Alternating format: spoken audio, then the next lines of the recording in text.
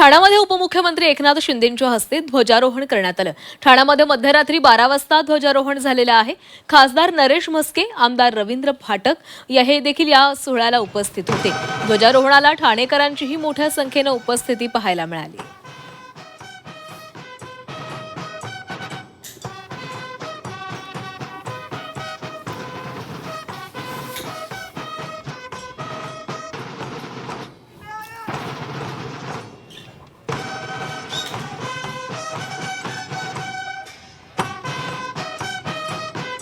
तर ठाण्यातील सर्वात जुन्या शिवसेना शाखेबाहेर हे ध्वजारोहण करण्यात आलेलं आहे। रात्री 12 वाजता हे ध्वजारोहण पार पडलं आणि शिवसैनिकांसोबतच ठाणेकर देखील मोठ्या संख्येनं या ध्वजारोहणाला उपस्थित होते।